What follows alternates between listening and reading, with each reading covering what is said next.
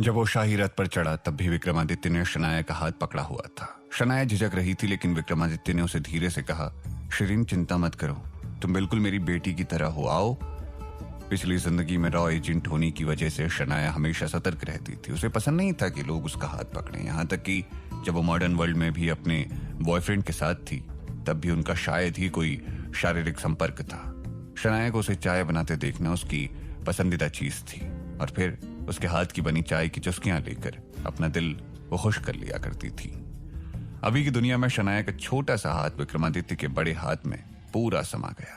विक्रमादित्य की हथेली शनाया को गर्म और मुलायम महसूस हो रही थी, लेकिन शनाया को गुस्सा आ रहा था। उसने अपनी बाहरी क्षमताओं को सहने और अपने मन के गुस्से को दबाने की पूरी कोशिश की ताकि वो राजा को कुछ महसूस न होने दे।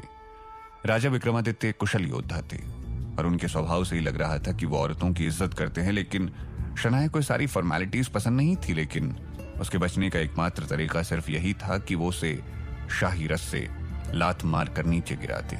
इसलिए वो केवल राजा को फॉलो कर सकती थी। जब शाही रथ प्रस्थान करने ही वाला था तो कोई चिल्लाया, रुको। अनुराग इसे रोकने के लिए शाही रथ के सामने दौड़ा और उसने उच्च अधिकारी को आदेश दिया, लेकिन अधिकारी का मानना था कि किसी भी उच्च पद में आसीन इंसान को राजा से विनम्रता पूर्वक बात करनी चाहिए। साथ ही किसी के द्वारा शाही रथ को रोकना या राजा को रोकना गलत है। राजा परेशान था और उसने पूछा, संरक्षक अनुराग, आप क्या करने की कोशिश कर रहे हैं? क्या आपको लगता है कि आप मेरे शाही रथ के सामने रुक सकते हैं? अनुराग की आवाज बर्फ की तरह ठंडी पड़ गई थी। अनुराग को राजा की बात सुनकर होश आया। तभी राजा के सम्मान में उसने अपना सर झुका दिया और कहा, मुझे क्षमा करें महाराज, मुझे शिरीन ने जहर दिया है। मैं घबरा गया था और इसीलिए आपकी गरिमा की उपेक्षा की। जहर? राजा ने अनुराग के चेहरे की ओर देखा। वो एक स्वस्थ त्वचा और साफ रंग के साथ ठीक लग रहा था। उसके चेहरे पर जरा सी भी तकलीफ नहीं थी कि जिससे पता चल सके वो अच्छा महसूस नहीं कर पा रहा है या वो स्वस्थ नहीं है। राजा ने पूछा, क्या आपने अभी कहा था कि आपको जहर दिया गया है? मुझे इसका कोई भी सबूत नहीं दिख रहा है। अनुराग ने जवाब दिया, महाराज, लक्षण हर जगह नहीं दिख रहे हैं, लेकिन जिस अंग पर मुझे जहर दिया गया है वहां बहुत खुजली हो रही है। राजा ने फिर पूछा, किस अंग में? राजा ने उसके सर से लेकर उसके पैरों तक उसे जांचना शुरू कर दिया, लेकिन उसे कुछ भी असामान्य नहीं लगा। अनुराग निराश हो गया और बोला, मेरी छाती। राजा ने शाही चिकित्सक की ओर देखा और कहा, संरक्षक, अनुराग को देखो। अनुराग एक अभिमानी और रूढ़िवादी व्यक्ति था। वो शायद ही कभी बीमार पड़ता था या घायल होता था और दूसरों की मदद लेना उसे पसंद नहीं था। आमतौर पर वो अपनी चोटों को खुद ही संभाल लेता था, इसलिए उसके शरीर को पहले किसी ने नहीं देखा था। लेकिन अब उसे इस दाढ़ी वाले डॉक्टर के सामने अपने शरीर को बेनकाब करने के लिए मजबूर होना पड़ा। वो अस्वीकार करना चाहता था, लेकिन उसके पास कोई ऑप्शन नहीं था क्योंकि राजा को उस पर यकीन नहीं था। फिर भी अनुराग लोगों की नजरों की दूसरी तरफ घूम शाही चिकित्सक को अपने शरीर का निरीक्षण करने की अनुमति देते हुए अपने वस्त्र खोलता है। शाही चिकित्सक ने घाव को देखा और उसकी ओर देखा। फिर उसने अनुराग की नब्ज चेक की। अनुराग ने चिकित्सक से पूछा, क्या आपने जांच पूरी कर ली है? हाँ। शाही चिकित्सक ने भाव विभोर होकर उत्तर दिया और राजा को रिपोर्ट करने के लिए वापस चला गया। चिकित्सक ने राजा से कहा, महाराज, उसकी छाती पर एक कील जितना बड़ा निशान है और वो निशान लाल सा दिखाई देता है, लेकिन खून नहीं बह रहा है। मुझे उस घाव के अलावा किसी भी तरह का कोई निशान नहीं दिखाई दिया और जहर का भी कोई लक्षण नहीं है। उसकी नाड़ी एक स्वस्थ व्यक्ति की तरह सामान्य है और उसकी आंखों में भी सामान्यता है। दूसरे शब्दों में कहा जाए तो उसे कोई जहर नहीं दिया गया था। राजा ने अनुराग को देखा और अपनी नाराजगी जताई। जब अनुराग ने कहा कि शिरीन में एक बुरी आत्मा है और अगर राजा ने इस बात की जांच से इनकार किया तो पूरे राज्य के लिए वो खतरनाक साबित हो सकती है, तो राजा ने जांच का आदेश दिया। लेकिन राजा अनुराग का सम्मान करता था। वो अपने राम राज्य को किसी खतरे में डालना नहीं चाहता था। हालांकि राजा को वैसा लग रहा था कि शनाया एक साधारण लड़की है जिस पर कोई बुरी आत्मा नहीं हो सकती, इसलिए राजा को एक छोटी लड़की के सामने ऐसा आदेश देना गलत लगा। फिर भी राजा के लिए अपने साम्राज्य की रक्षा करना उसका कर्तव्य था। हालांकि शनाया ने इस बारे में कुछ नहीं कहा। राजा समझ सकता था कि शिरीन इससे नाखुश थी और अधिक सतर्क हो गई थी और अब संरक्षक अनुराग की वजह से ये सब कुछ हुआ था। राजा ने अनुराग से पूछा, संरक्षक अनुराग, आप और कुछ कहना चाहते हैं? अनुराग ने घबराते हुए कहा, महाराज, मुझे जहर दिया गया है। मुझे अपने सीने में बहुत खुजली हो रही है। इसी बीच गलती से मेरे हाथों से एक स्तंभ गिरकर टूट गया। ये कहकर अनुराग उस स्तंभ की तरफ बढ़ा और उसने कहा, स्तंभ गिरते समय मैं शिरीन को बचाने के लिए उसकी तरफ दौड़ा, तभी उसने अपने बालों में लगाने वाली सुई मेरी छाती में घुसा दी। मैं चाहता हूं कि आप शिरीन की उस सुई की एक बार जांच करवाएं। अनुराग ये कहते हुए गंभीर लग रहा था, इसलिए राजा ने शनाया से पूछा, शिरीन, क्या तुम्हारी वो सुई जहरीली है? शनाया ने अनुराग पर एक नजर डाली और उसे कुछ याद आया और उसने राजा से कहा, महाराज, मुझे कुछ दिनों से अपनी रक्षा करने में कठिनाई हो रही थी, इसलिए मैंने लोगों को खुजली महसूस करवाने के लिए अपने बालों में लगाने वाली सुई पर कुछ दवा डाल दी। इसीलिए ये सिर्फ दवा है, ना कि जहर। मैं दावे के साथ कह सकती हूँ कि वो थोड़ी देर बाद ठीक हो जाएगा। अनुराग ने गुस्से से पूछा, तुम किस बारे में बात कर रही हो? मैं लंबे समय से खुजली महसूस कर रहा हूँ, तुम झूठ बोल रही हो। शनाया ने मुंह फेरते हुए अनुराग से कहा, तुम्हें नहाए हुए कितने दिन हो गए हैं? अनुराग कुछ देर के लिए चुप हो गया, फिर उसने शनाया से पूछा, आप नहाने के बारे में क्यों पूछ रही हैं? इस बात का कुछ दिनों तक नहाने से क्या लेना देना? शनाया कहती है, मुझे लगता है कि आपने 15 दिनों से नहाया नहीं है, क्या मैं सही हूँ? अनुराग हड़बड़ाहट में जवाब देता है, क्या क्या? शनाया ने शांति से जवाब दिया, मेरी सुई पर लगी दवा साफ सुथरे शरीर पर काम नहीं करती और ना ही खुजली लंबे समय तक रहती है। हालांकि अगर किसी ने 2 सप्ताह से अधिक समय तक नहाया ना हो तो खुजली होना संभव है। ये सुनकर अनुराग गुस्से में चुपचाप खड़ा रहा और शाही रथ के चारों ओर हर कोई अनुराग को अजीब तरह से देख रहा था। साम्राज्य के नागरिक स्वच्छता को प्राथमिकता देते थे। आम नागरिक भी हर 2 दिन में कम से कम एक बार तो नहाता ही था, और शाही परिवार की बात करें तो वो दिन में कम से कम एक बार जरूर नहाते थे, और कुछ तो दिन में 2 बार भी नहाया करते थे। शायद ही कोई ऐसा व्यक्ति मिले जो हफ्ते तक नहाया ना हो। ये जानना अविश्वसनीय था कि साम्राज्य का संरक्षक इतना गंदा है। इस बात की जानकारी ने अनुराग को सबकी नजरों में गिरा दिया था। दरअसल अनुराग को नहाना पसंद नहीं था, लेकिन वो अपने पहनावे को लेकर प्रसिद्ध था, इसलिए वो अभी भी साफ सुथरा दिखता था और उसकी बुरी आदत पर किसी का ध्यान नहीं जाता था। हालांकि जब शनाया की वजह से उसने अपने घाव को उजागर किया तो उसे अपमान महसूस हुआ। उसका चेहरा टमाटर की तरह लाल था। वो अपना गुस्सा निकालना चाहता था, लेकिन उसके पास ऐसा करने का कोई कारण नहीं था, क्योंकि शनाया ने जानबूझकर उस पर प्रहार नहीं किया था। वो जानता था कि अब वो कुछ नहीं कर सकता है, इसलिए उसने जल्दी से कहा, शायद ये एक गलतफहमी की वजह से हुआ, बेहतर होगा कि हम आगे बढ़ें। ये कहकर वो वहां से चला गया। संरक्षक अनुराग के लिए उस खुजली को सहन करने से भी ज्यादा मुश्किल था वहां रुकना, पर इस अपमान का बदला लेने में अभी भी देर नहीं हुई थी।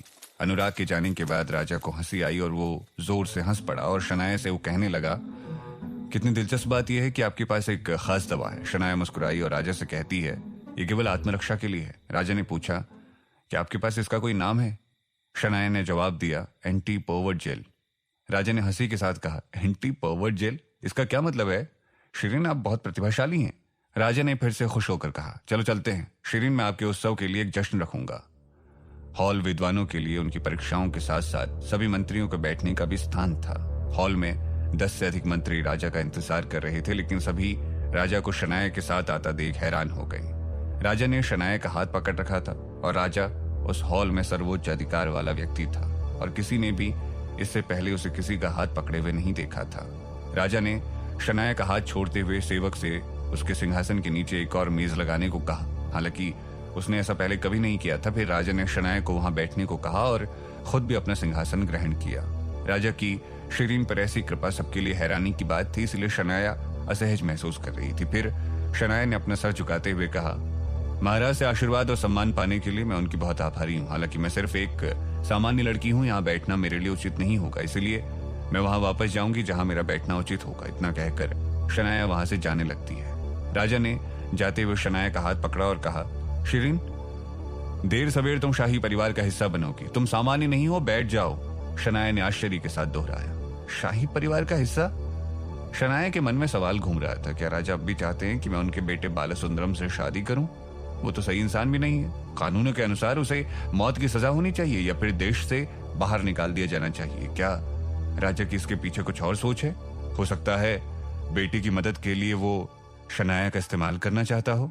इस बार राजा ने कई लोगों को आमंत्रित किया था। नौकरों ने सारे व्यंजन लाकर सामने लाल मेज पर रख दिए। राजा ने अपना भाषण शुरू किया, जहां उन्होंने बार बार शनाया के चिकित्सा ज्ञान की तारीफ की और बताया कि इस बात से वो कितने खुश हैं। फिर राजा ने अचानक शनाया से पूछा, शिरीन, तुमने ये सब कैसे सीखा?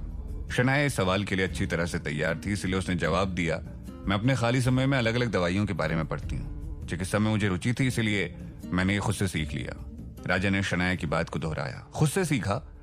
शनाया ने सर हिलाते हुए जवाब दिया, हाँ। राजा ने मेज पर जोर से हाथ पटकते हुए गुस्से में पूछा, शिरीन, क्या तुम झूठ बोल रही हो?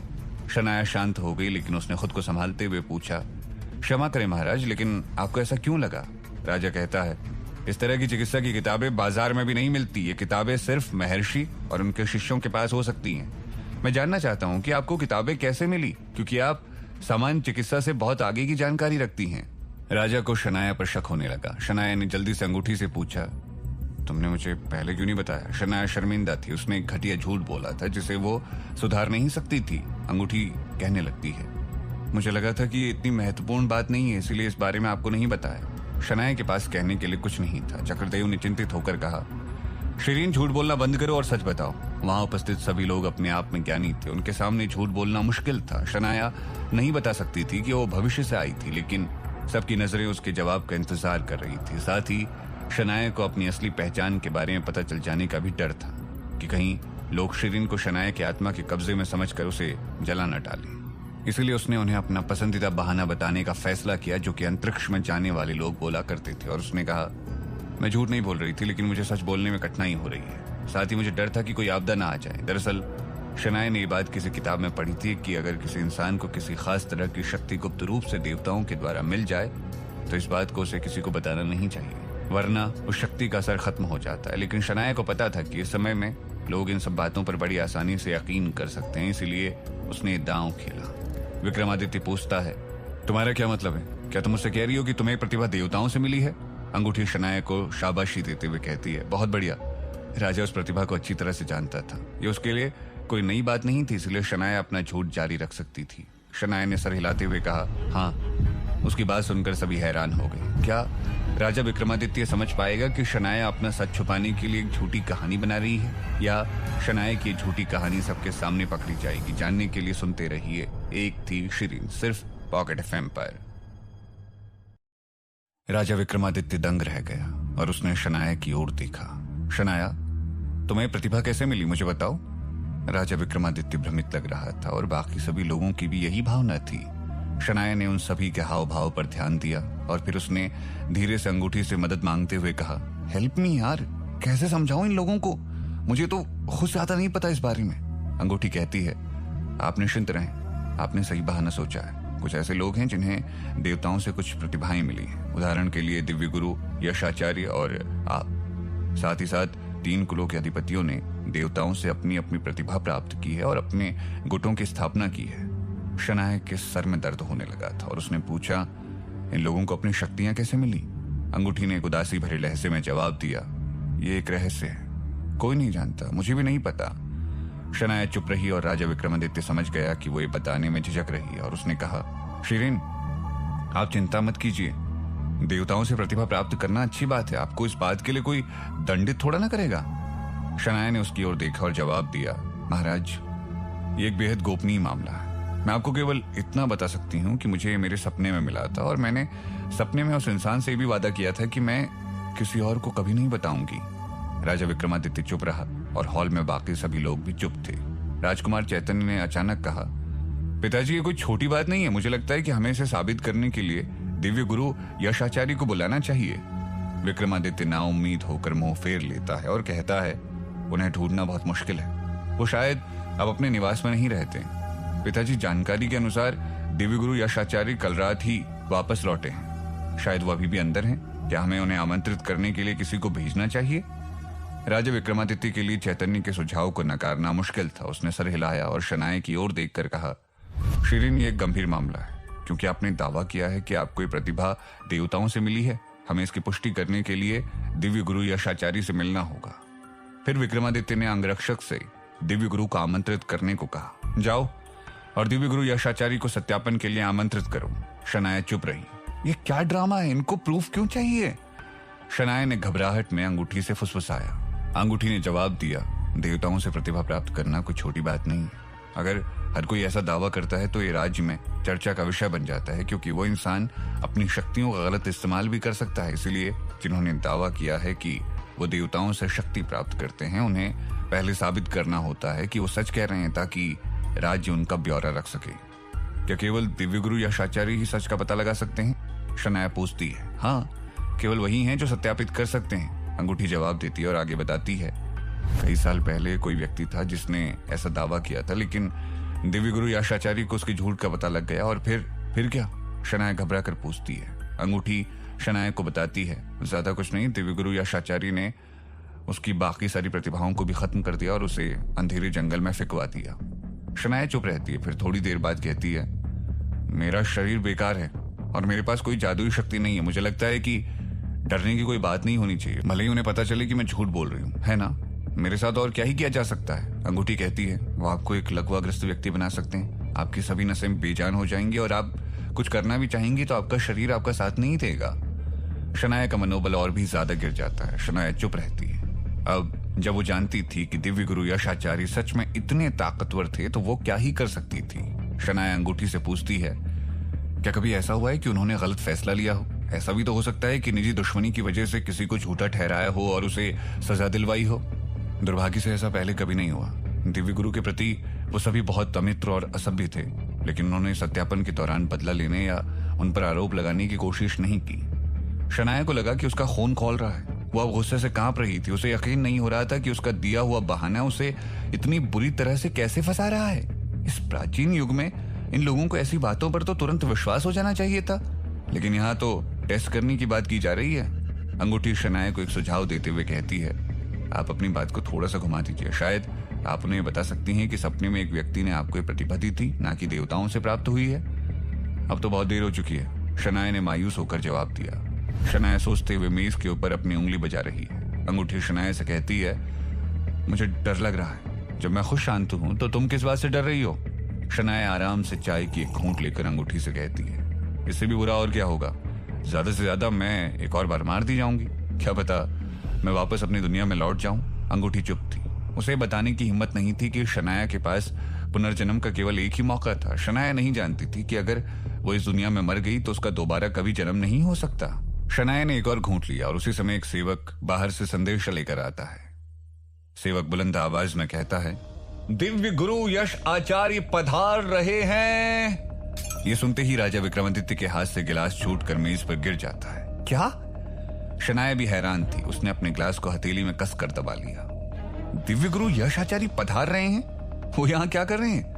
विक्रमादित्य के मन में कई सवाल थे। वो जल्दी से खाने पर बैठी शनाया से माफी मांगता हुआ उठ खड़ा होता है और कहता है, माफ कीजिए। इसी बीच एक व्यक्ति हॉल में ही घुस चुका होता है। हर कोई हैरान था। जो हॉल शुरू में शोर और लोगों की बातों से गूंज रहा था, उस आदमी के अंदर आते ही शांत पड़ गया। इस आदमी ने एक नीले रंग की पोशाक पहन रखी थी जिसमें लाल जेड कमर पर एक सुनहरी और पतली सी तार के साथ बंधा हुआ था। यह बहुत आकर्षक लग रहा था क्योंकि जब वो चलता था तो वो जेड उसके कमर में हिलता था। वो आदमी बहुत सुंदर नहीं था, लेकिन निश्चित रूप से उसे अच्छी तरह से खुद को सजाना आता था। ये व्यक्ति कोई और नहीं बल्कि दिव्य गुरु यश आचार्य ही थे। ये वही इंसान थे जिन्हें चिकित्सा के बारे में सबसे ज्यादा जानकारी थी। शनाया को देखकर हैरानी हो रही थी कि यश आचार्य दिखने में जूनियर डॉक्टर रमेश की तरह दिखते हैं। हुबहू तो नहीं, लेकिन काफी हद तक उसी की तरह। फर्क बस इतना था कि वो दिखने में रमेश की तुलना में कहीं ज्यादा सुंदर थे। यश आचार्य को सैद्धांतिक रूप से उच्च स्थान दिया गया था, यहाँ तक कि वो राजा विक्रमादित्य के समान शक्तिशाली थे। उनके अंदर आते ही विक्रमादित्य को छोड़कर हर कोई स्वाभाविक रूप से उनके स्वागत के लिए खड़ा हो गया। क्योंकि यश आचार्य विक्रमादित्य के बराबर रुतबा रखते थे, इसलिए उन्हें राजा के समान पद पर बैठना लाजमी था। राजा विक्रमादित्य ने तुरंत यश आचार्य के लिए एक मेज और कुर्सी लाने का आदेश दिया। यश आचार्य ने मुस्कुराकर अपना हाथ लहराया और कहा, मैं ठीक हूं, रहने दो। आचार्य ने अपनी निगाहें उस जगह पर घुमाई जहां शनाया बैठी हुई थी और वो उसकी ओर चल पड़े। मैं बस यहीं बैठूंगा। उनकी आंखें शनाया की ओर देख रही थी। जब वो कह रहे थे, नमस्ते देवी जी, क्या आप अपनी दाईं ओर थोड़ा सा सरक जाएंगी? उनकी आवाज कोमल और शांत थी। शनाया घबरा गई थी। वो एक जैसे दिखते थे, वो एक जैसे लगते थे। रमेश का बुरा सपना शनाया को सताता रहा। वो उठी और बोली, जी आप यहाँ बैठ जाइए, मैं कहीं और बैठूंगी। जैसे ही वो आगे जा रही थी, धीरे से उसके कंधे पर एक हाथ आता है जो उसे वहीं रोक देता है। नहीं नहीं, यहीं पर बैठो, यश आचार्य शनाया को रोकते हुए कहते हैं। यश आचार्य फुर्तीले थे। राजा विक्रमादित्य को कहने का मौका मिलने से पहले ही यश आचार्य शनाया के पास बैठ गए थे। इससे क्या हो जाएगा? यश आचार्य ने कहा, मुझे बैठने के लिए अलग से कोई मेज नहीं चाहिए। राजा विक्रमादित्य को यश आचार्य के इरादों के बारे में पता नहीं था, लेकिन उनके दिमाग में सबसे पहली बात शनाया से बदला लेने की चल रही थी। शायद यही कारण था कि यश आचार्य ने शनाया के पास बैठने का फैसला किया। राजा विक्रमादित्य को कुछ तो अजीब लग रहा था। हालांकि उन्होंने अपनी शंका को अपने चेहरे के हाव भाव से छुपाया हुआ था। उन्होंने मुस्कुराते हुए कहा, ऐसा लगता है कि हमने एक मेजबान के रूप में अपनी भूमिका अच्छी तरह से नहीं निभाई है। यह कहकर राजा विक्रमादित्य ने तुरंत अपने सेवक को दूसरी कुर्सी लाने को कहा। एक नौकर यश आचार्य के लिए चाय बनाना चाहता था, लेकिन वो उसका हाथ रोककर कहते हैं, मैं इसे खुद करूंगा। यश आचार्य अपने साथ चाय की केतली और प्याली खुद लेकर चला करते थे, जो किसी खास तरह की थी। शनाया हैरान हो गई क्योंकि ये चाय का सेट बिल्कुल वैसा ही लग रहा था जैसा रमेश के पास उसके घर पे हुआ करता था। यहाँ तक कि बेहोश होने से पहले शनाया ने जो चाय पी थी उसे भी इस तरह की चाय के सेट में रमेश ने उसे परोसा था। जब यश आचार्य चाय बना रहे थे तो उनके चाय बनाने का तरीका रमेश से ही मिलता जुलता था। बाहर से शनाया शांत दिख रही थी, लेकिन अंदर ही अंदर उसका खून खौल रहा था। यश आचार्य के चाय तैयार करने के बाद उसमें 2 प्याले भरे गए और एक को शनाया की ओर उन्होंने आगे करते हुए कहा, ये लीजिए, इसे आजमाइए। ये एक प्रमाणिक चाय की पत्ती है जिसे बारिश से ठीक पहले तोड़ा गया है। आशा है कि ये आपके स्वाद के अनुकूल होगी। ये शब्द ठीक वैसे ही थे जो कभी रमेश ने मजाक में शुद्ध हिंदी का इस्तेमाल करते हुए शनाया से कहे थे। अच्छा, इसका मतलब तो रमेश ही है, शनाया ने अपने दिल में कहकर यश आचार्य से कहा। शुक्रिया गुरुजी, लेकिन मुझे चाय पसंद नहीं है। उसने अपने लिए एक गिलास पानी लिया और मुस्कुराई। मुझे सिर्फ सादा पानी पीना ही पसंद है, शनाया ने उससे कहा। शनाया को अपनी पिछली जिंदगी में चाय पसंद नहीं थी। रमेश को चाय पसंद होने की वजह से उसने इसे अपना लिया था। यश आचार्य ने उसके चेहरे की ओर देखा और कहा, सच में? शायद आप मुझसे घबरा रही हैं। क्या आप चिंतित हैं कि मैं आपको दोबारा से जहर दे दूंगा? यश आचार्य ने फिर से शब्द का इस्तेमाल किया। शनाया ने उसे घूर कर देखा और उलझन में पड़ गई। वो यश आचार्य से कहती है, ये पहली बार है जब हम मिल रहे हैं, आप फिर से क्यों कह रहे हैं? और वैसे भी आप मुझे जहर क्यों देंगे? यश आचार्य ने शनाया की तरफ देखा, लेकिन उनके सवाल का जवाब नहीं मिला। उन्होंने बात बदल दी और कहा, मेरा एक और नाम है, एक उपनाम, जिसे 2 लोगों के अलावा कोई नहीं जानता। आप जानना चाहेंगी? शनाया ने अपना सर हिलाया और कहा, बताइए। रमेश। यश आचार्य नाम लेकर शनाया को बड़े गौर से देख रहा था। नाम बुरा नहीं है, शनाया बड़े आराम से जवाब देती है। यश आचार्य देखना चाहते थे कि उनका नाम सुनने पर शनाया कैसा भाव प्रकट करेगी, लेकिन शनाया के मन में कोई घृणा नहीं थी। वो ऐसा दिखा रही थी जैसे वो किसी अजनबी से बात कर रही हो। यश आचार्य को शनाया से ऐसे जवाब की उम्मीद नहीं थी। वो मुस्कुराया और फिर चाय को शनाया की ओर बढ़ाते हुए कहता है, कोशिश कीजिए, ये स्वादिष्ट है, शायद आपको ये पसंद आए। शनाया ने लंबी सांस ली और कहा, आप जबरदस्ती क्यों करना चाहते हैं? मैंने कहा ना मुझे चाय पसंद नहीं है। शनाया रमेश की दी हुई किसी भी चीज को कभी नहीं पीने वाली थी। उसने पिछले जन्म में खुद को उसके प्यार के लिए चाय पीने को मजबूर कर दिया था, लेकिन अब उसे उसकी जरूरत नहीं थी। राजा विक्रमादित्य चिंतित था कि यश आचार्य और शनाया के बीच कोई कहासुनी ना हो, इसलिए वो कहता है, जाने दीजिए गुरुजी, आप बताइए, आपने यहाँ आने की तकलीफ क्यों की? मैं यहाँ इसके लिए आया हूँ, यश आचार्य ने शनाया का हाथ पकड़कर कहा। शनाया दंग रह गई। वो फुर्तीली और सतर्क थी, इसलिए उसने अपनी कलाई घुमाई और आचार्य की पकड़ से बचने की कोशिश की, लेकिन यश आचार्य ने जल्दी से अपनी उंगलियां कस ली और शनाया का हाथ अपनी हथेली में जोर से पकड़ लिया और शनाया से मुस्कुरा कर कहा, आपको एक कौशल किसने सिखाया? शनाया की क्लोनिंग होने के बाद उसे मार्शल आर्ट की पहली ट्रेनिंग देने वाला रमेश ही था, इसलिए वो शनाया के हर दांव पेच से परिचित था। शनाया ने उसकी तरफ देखा। उसने हैरान होने का नाटक करते हुए कहा, गुरुजी, जो आप कह रहे हैं वो मुझे समझ नहीं आ रहा। शनाया ने अपनी नजर यश आचार्य के हाथों पर लगाई, जिसने शनाया के हाथ को पकड़ा हुआ था। शनाया कहती है, गुरुजी, हमारे लिए शारीरिक संपर्क करना अनुचित है, कृपया मेरा हाथ छोड़ दें। अगर शनाया का बस चलता तो यश आचार्य के चेहरे पर वो थप्पड़ मार देती। ऐसे लोगों को ऐसे ही अकल आती है। राजा विक्रमादित्य उनकी बातचीत को देखकर चिंतित होने लगता है और कहता है, गुरुजी क्षमा करें, लेकिन शनाया अभी भी युवा है, आपके लिए उसका हाथ इस तरह पकड़ना उचित नहीं लगता। यश आचार्य जवाब देता है, मैं उसकी नब्ज देख रहा था। सभी सुनकर हैरान रह जाते हैं। हॉल के अंदर खुसर पुसर शुरू हो जाती है। महान गुरु यश आचार्य यहाँ सिर्फ शिरीन की तबीयत जांचने आए थे? हॉल में मौजूद हर महिला को जलन हो रही थी, ये सोचकर कि जिस लड़की को धमकाया जाता था उसकी किस्मत अच्छी हो गई थी। न केवल राजकुमार चैतन्य उसकी तरफदारी करते थे, बल्कि राजा विक्रमादित्य भी उसकी रक्षा करने की कोशिश कर रहे थे। और अब आदरणीय यश आचार्य ने केवल उसकी नब्ज जांचने के लिए इतनी दूर आने की तकलीफ की। शनाया चुप रही। उसने देखा कि यश आचार्य की उंगलियां उसकी कलाई पर टिकी हुई हैं। थोड़ी ही देर में आचार्य ने उसकी कलाई को छोड़ दिया और उसके चेहरे को छूकर देखने लगा।